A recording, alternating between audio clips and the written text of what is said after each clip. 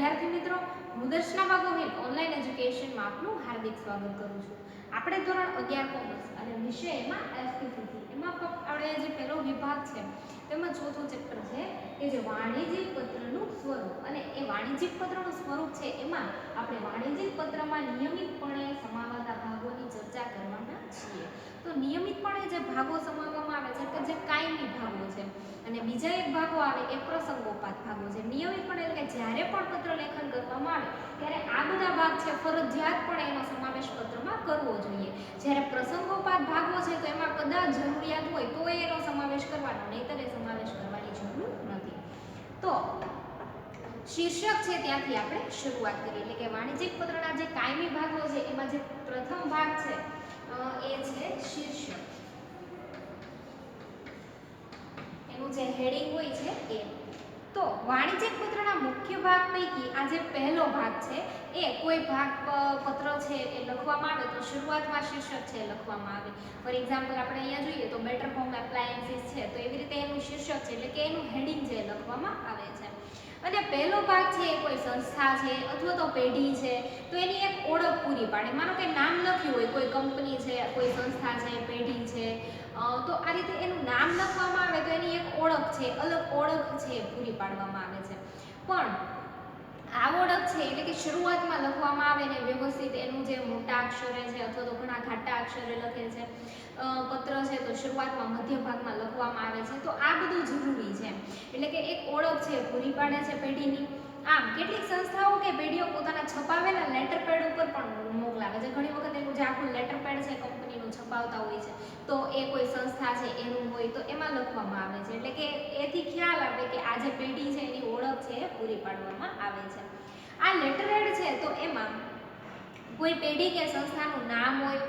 હવે માનો કે કોઈ પણ પેઢી હોય છે તો એ શરૂઆતમાં એનું નામ લખવામાં આવે, પછી એનું વેબસાઇટ છે, ઈમેલ એડ્રેસ છે, ઈમેલ આઈડી છે, પછી માનો કે ફોન નંબર છે, ફેક્સ નંબર હોય તો એ પણ બતાવવામાં આવે છે. પછી એનું સરનામું છે, કોઈ પણ પિનકોડ હોય, માનો કે કોઈ જે સિટી હોય તો તેનો પિનકોડ છે ત્યાં લખવામાં આવે છે. આ બધી વિગત છે એ લખવામાં આવે. પછી શરૂઆતમાં એનું શીર્ષક અને પછી આ બધી વિગત લખવામાં આવે છે. તો એમાં જોઈએ કે લેટર પેડ હોય તો એમાં શરૂઆતમાં એટલે કે સ્ટાર્ટિંગમાં જે કોઈ પણ પેઢી હોય અથવા તો સંસ્થા હોય તો એનું નામ લખવામાં આવે છે. અને પછી તેના વ્યવસાયનો પ્રકાર એટલે કે સૌપ્રથમ નામ, પછી એ જે પેઢી હોય તેનો વ્યવસાય શું છે, કયા પ્રકારનો એનો વ્યવસાય છે એ, અને તેમના પત્ર વ્યવહારનું સરનામું. આ ઉપરાંત તેમના અન્ય સરનામા વિષયક છે, દાખલા તરીકે પત્ર વ્યવહાર છે તો એનું સરનામું શું છે, એટલે કે કઈ જગ્યાએ કઈ રીતે પત્ર વ્યવહાર કરવામાં આવે એ બધી વિગત દર્શાવવાની. સાથે સાથે એનું ઈમેલ આઈડી હોય તો એ, પછી વેબસાઇટ્સ હોય તો એ પણ બતાવવામાં આવે છે. અને સાથે સાથે ટેલિફોન નંબર હોય, ફેક્સ નંબર હોય તો આ પણ બતાવવામાં આવે છે. તો માહિતી જેવી કે ઈમેલ, ટેલિફોન, ફેક્સ કે વેબસાઇટનો સમાવેશ થાય છે. આમ પેઢી કે સંસ્થાનું એક આગવું પ્રતીક કહેવાય ને કે એક ચિહ્ન તરીકે આપણે એને ગણી શકીએ. તો આપણે આમ જોઈએ તો આ ભાષામાં આપણે શું એને જનરલી અત્યારે લોગો કહે છે બધા, કે લોગો છે. માનો કે કંપની હોય તો દરેક કંપની હોય એને પોતાનો લોગો હોય છે. આમ કહીએ ને કે એક પ્રતીક તરીકે કે પેઢી કે સંસ્થા છે તો એનું એક પ્રતીક તરીકે માનો કે લોગો, દરેક કંપનીનો પોતાનો લોગો હોય છે. તો એ લોગો કદાચ એક લેટર પેડ હોય તો એ ઉપર બતાવે આછા રીતે લખવામાં આવે કે જેથી કરીને અક્ષરો છે તો એ પણ વ્યવસ્થિત બતાવી શકે. પછી ઘણા ઉપસાવીને પણ લખે છે. તો આ રીતે અલગ અલગ એનું જે લોગો છે કે જેથી કરીને એની ઓળખ છે કંપનીની પૂરી પાડી શકાય. તો આમ જેને આપણે લોગો કહી શકીએ છીએ, એટલે કે દરેક કંપની છે તો એ પોતે એની રજૂઆત છે કરે છે તો એ લોગો સાથે સાથે દર્શાવે છે કે જેથી કરીને ખ્યાલ આવે છે. આમ પેઢી કે સંસ્થા છે તો એ આગવું પ્રતીક છે, ચિહ્ન છે કે જેને આપણે લોગો કહીએ છીએ. તો તેનો પણ અહીં સમાવેશ થાય છે. આમ ઉપરયુક્ત સર્વે બાબતો તેમના નિયત સ્થાન પર રજૂ કરવામાં આવે છે. સંસ્થા કે પેઢી છે તો એનું નામ સામાન્ય રીતે મોટા અક્ષરમાં કાગળની વચ્ચે લખવામાં આવે છે. એટલે કે કોઈ પણ પેઢી હોય, કોઈ પણ સંસ્થા હોય તો આખું જે કાગળ હોય તેમાં વચ્ચે મોટા અક્ષરે લખવામાં આવે છે. અને પેઢીનું નામ છે અલગ રંગથી લખાય છે. એટલે કે ઘણી વખત પેઢીનું નામ હોય તો એ સાથે સાથે અલગ અક્ષરેથી લખી શકીએ અથવા તો અલગ સાઈઝ છે તો એનો પણ ઉપયોગ, અલગ કલર છે, રંગ છે તો એનો પણ ઉપયોગ કરી શકાય છે. આમ વાણિજ્યિક પત્રમાં સરનામું લખવા માટે સામાન્યપણે ચોક્કસ માહિતીથી સર્વ સામાન્ય માહિતી તરફ જવાનો જે ક્રમ છે અનુસરવામાં આવે છે. એટલે કે શીર્ષક લખી ત્યારબાદ એની જે બધા પ્રસંગોપાત ભાગોની જરૂર હોય તો એ ઉપયોગ કરવાનો, પણ કાયમી ભાગો તો છે જ, તો કાયમી ભાગો છે સાથે સાથે એનો ક્રમ છે અનુસરવો જરૂરી છે. એટલે કે એનો ક્રમ ફરજિયાતપણે દર્શાવવો જોઈએ. અને આ રીતે એનો જે ટૂંકમાં કહેવાય ને કે સરનામા છે તો એમાં સૌપ્રથમ એની જે દુકાન હોય તો એનો નંબર લખવામાં આવે છે. પછી ત્યારબાદ એનું જે મકાન છે એટલે કે બિલ્ડિંગ હોય, કદાચ કોમ્પ્લેક્સ હોય તો એ પણ લખવામાં આવે છે. ત્યારબાદ ત્યાં જે તે કોઈ વિસ્તાર હોય તો એનું નામ લખવામાં આવે છે. એ વિસ્તારનું નામ લખી અને વિસ્તાર છે તો એમાં જે કોઈ પોસ્ટ ઓફિસ હોય તો એ અંતર્ગત આવતો હોય તો ત્યારબાદ તેનું નામ હોય છે. પછી જે શહેર હોય તો એનું નામ હોય છે, સાથે એનો પિનકોડ હોય તો એ પણ લખવામાં આવે છે. અને પિનકોડ લખી અને ત્યારબાદ આ બધો જે ક્રમ છે અનુસરી અને આટલી માહિતી છે પૂર્ણ થાય છે. આમ ક્યારેક શહેરના નામને મોટા અક્ષરમાં લખવામાં આવે છે. ઉપરાંત અન્ય વિગતો હોય કે ફોર એક્ઝામ્પલ જેમ કે ટેલિફોન છે, વેબસાઇટ છે, ફેક્સ નંબર છે, પછી ઈમેલ આઈડી છે, તો આ બધી વિગતો છે તો એ લખવામાં આવે છે. અને સાથે સાથે પછી છેલ્લે શહેર હોય એનું નામ, પિનકોડ, નંબર હોય એ આ બધું લખવામાં આવે છે. આમ ડાબી કે જમણી બાજુ છે તો એને જગ્યા છે તો એમાં વ્યવસ્થિત રીતે ગોઠવીને મૂકવાનું. એવું ફરજિયાત નથી કે માનો કે એડ્રેસ લખીએ એટલે કે જે પેઢી હોય એનું શીર્ષક લખીએ અને સાથે સાથે આપણે ડાબી બાજુ અથવા જમણી બાજુ લખી શકીએ. એવું ફિક્સ નથી કે કોઈ પણ એક જ બાજુ લખવું એમ. એટલે કે જેવું અનુકૂળતા હોય એ પ્રમાણે. પણ એક ખાસ યાદ રાખવાનું કે જે પેજ હોય એટલે કે પત્ર છે તો એના કાગળનો જે 1/5 ભાગ છે એથી વધારે આવરી ન લે એનું થોડું ધ્યાન રાખવું જોઈએ. આમ ફરજિયાત ભાગ છે એમાં શીર્ષક જે ઘણી બધી માહિતી પૂરી પાડે છે અને છતાં પણ કાગળનો 1/5 કરતાં વધુ ભાગ આવરી ન લે તેની તકેદારી રાખવી જોઈએ. અને ક્યારેક સંદર્ભ નંબરનો પણ છે સમાવેશ, એટલે કદાચ રેફરન્સ નંબર હોય તો એ પણ ત્યાં આપણે લખી શકીએ છીએ. ઉદાહરણ તરીકે કીધું છે કે બેડરૂમ હોમ એપ્લાયન્સીસ, એટલે કે આપણે એવું કહી શકીએ ઘર વખરી છે તો એ બધા માલ સામાનના વિક્રેતા હોય. પછી એમાં 10 વિનીત ચેમ્બર્સ છે, એસટી બસ સ્ટેન્ડની પાછળ છે, બારડોલી અને એનો પિનકોડ નંબર છે અને જિલ્લો સુરત છે. તો આટલી વિગત છે એ બેડરૂમ હોમ એપ્લાયન્સીસ શીર્ષક લખી અને એની નીચે એક્ઝેક્ટ ત્યાં લખી શકાય છે. પછી પત્ર લખી આપણે તો એની ડાબી બાજુ છે ફોન નંબર અને ઈમેલ આઈડી લખી શકીએ અને જે જમણી બાજુ છે ફેક્સ લખેલું છે.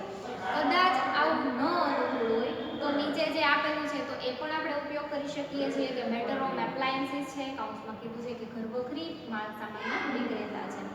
પછી પત્ર છે તો એના લખાણની ડાબી બાજુ આપણે ફોન નંબર, ફેક્સ નંબર અને ઈમેલ આઈડી તો આટલું લખીએ છીએ અને જમણી બાજુ છે તો એનું આખું સરનામું લખીએ છીએ કે 10 વિનીત ચેમ્બર્સ છે, એસટી બસ સ્ટેન્ડની પાછળ છે, બારડોલી અને જિલ્લો સુરત.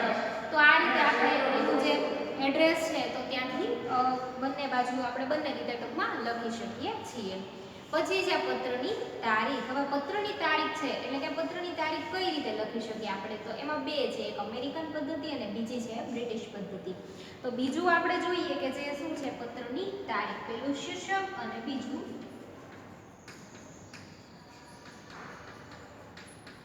પત્રની તારીખ. હવે વાણિજ્યિક પત્રના જે માળખાનો બીજો અગત્યનો ભાગ છે એ પત્રની તારીખ છે. એટલે કે શરૂઆતમાં શીર્ષક લખાઈ જાય, પછી શું આવે પત્રની તારીખ આવે.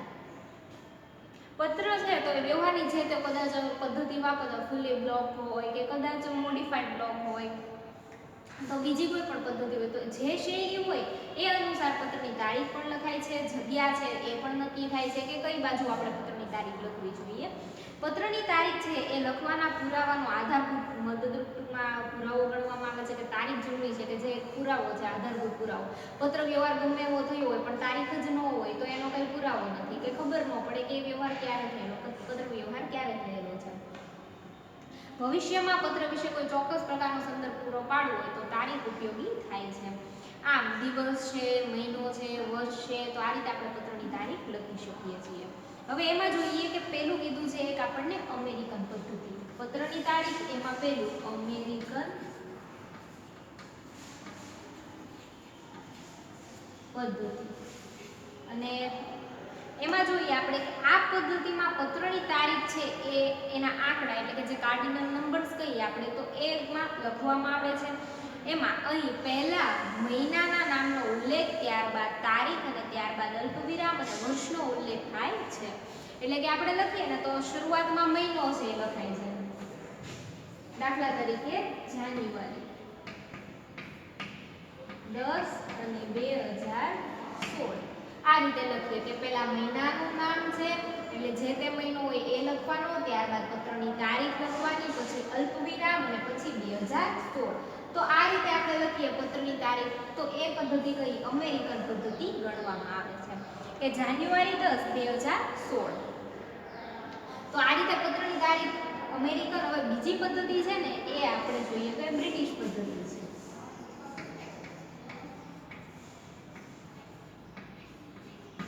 એમાં જોઈએ કે આ પદ્ધતિમાં લખાતી તારીખ છે એના આંકડા અંગ્રેજીમાં એટલે કે ઓર્ડિનલ નંબર્સ છે તો એમાં લખવામાં આવે છે કે આ પદ્ધતિમાં પહેલા તારીખ લખાય છે. આપણે આમાં કેમ પહેલા મહિનો લખીએ તો આવી રીતે આમાં પહેલા તારીખ લખાય છે. ત્યારબાદ તારીખને જે રીતે બોલવામાં આવે તે રીતે તેની પાછળ છે એ માનો કે પહેલી, બીજી, ત્રીજી, ચોથી તો એ રીતે લગાવવામાં આવે છે. માનો કે અંગ્રેજીમાં લખતા હોય તો ફર્સ્ટ, સેકન્ડ, થર્ડ એ રીતે. માનો કે આપણે જોઈએ કે પહેલી તો આ રીતે લખવાનું, પછી બીજી એવી રીતે. ઇંગ્લિશમાં હોય તો માનો કે ફર્સ્ટ, પછી બીજું હોય તો સેકન્ડ આ રીતે લખવામાં આવે છે. પછી ત્રીજી હોય, થર્ડ હોય એ રીતે લખી શકાય છે. અને ત્યારબાદ મહિનો અને અલ્પવિરામ અને વર્ષનો ઉલ્લેખ થાય છે આમાં પણ. પછી આપણે જોઈએ તો મહિનો લખવાનો, પછી વર્ષ છે એ લખવાનું અને વચ્ચે છે આપણે એક અલ્પવિરામ કરવાનું. કે ફોર એક્ઝામ્પલ આપણે જોઈએ કે 10મી જાન્યુઆરી 2016 આવું લખી શકીએ. તો 10મી જાન્યુઆરી 2016 ઇંગ્લિશમાં હોય તો 10th જાન્યુઆરી 2016. તો આ રીતે લખવાનું કે પહેલી, બીજી એવી રીતે 10મી, પછી મહિનો છે, પછી અલ્પવિરામ અને 2016 એટલે કે વર્ષ લખવાનું છે. તો આ રીતે પહેલી છે અમેરિકન પદ્ધતિ અને બીજી છે બ્રિટિશ પદ્ધતિ છે. એક બાબત ખાસ યાદ રાખવી કે મહિનાનું નામ છે એ લખવાનું પણ કેવું, માનો કે આપણે જાન્યુઆરી હોય તો ખાલી જાન્યુ લખી નાખીએ, ફેબ્રુઆરી હોય તો ખાલી ફેબ્રુ લખી નાખીએ, એ અનુકૂળ નથી. એટલે કે આખું નામ લખવું જોઈએ જાન્યુઆરી આ રીતે આખું નામ લખવાનું. એટલે કે ટૂંકમાં છે લખવાનું નથી. પછી ફોર એક્ઝામ્પલ આપણે વર્ષ લખીએ તો વર્ષ હોય તો એ પણ આખું લખવાનું. માનો કે આપણે વર્ષ લખીએ તો આવી રીતે અહીંયા 16 કરી નાખીએ એમ નહીં, આખું વર્ષ લખવાનું. એટલે કે આખું વર્ષ લખવું 2016 આવું લખવું જોઈએ. પછી મહિનો છે આપણે સમજીએ એમ કે આખું લખવું જોઈએ. માનો કે જાન્યુઆરી છે તો ખાલી જાન્યુ આમ નહીં, આખું લખવાનું જાન્યુઆરી. તો આમ જાન્યુઆરી માટે જાન્યુ કે ફેબ્રુઆરી માટે ફેબ્રુ એ લખવું જોઈએ નહીં. તે જ પ્રમાણે વર્ષ છે તો એની માહિતી સંપૂર્ણ 4 આંકડામાં આપવી ઠીક કહેવાય. જેમ કે 2016 છે એને બદલે માત્ર 16 લખવું ઠીક ગણાય નહીં. અને તે જ પ્રમાણે આપણે જોઈએ કે ફોર એક્ઝામ્પલ એક 22/1/2016 અથવા તો 22 ડેશ કરીને 2016 તો આ પણ અયોગ્ય. માનો કે આપણે લખીએ ને કે 22 પછી સ્લેશ કરી અને 2016 આવું લખવું પણ ઠીક ગણાય નહીં. અને આવું પણ નથી લખવાનું, ડેશ કરી 01 અને 2016. આ બંને રીત છે આપણે વાણિજ્યિક પત્ર વ્યવહાર માટે વાપરી શકીએ નહીં. કાં તો આપણે અમેરિકન પદ્ધતિ છે અને બ્રિટિશ પદ્ધતિ છે તો આ રીતે પણ લખો, આ રીતે પણ. આ પદ્ધતિ આવી વાપરી શકાય નહીં કે આવી પણ વાપરી શકાતી નથી. તો આ રીતે વાણિજ્યિક પત્ર છે તો એમાં શીર્ષક અને પત્રની તારીખ છે તો એનો આપણે અભ્યાસ કર્યો. વિદ્યાર્થી મિત્રો આપણે આ બે લેક્ચરમાં આટલું રાખીએ. હવે પછીનો નેક્સ્ટ વિડિયો લેક્ચરમાં અભ્યાસ કરીશું. જય સ્વામિનારાયણ.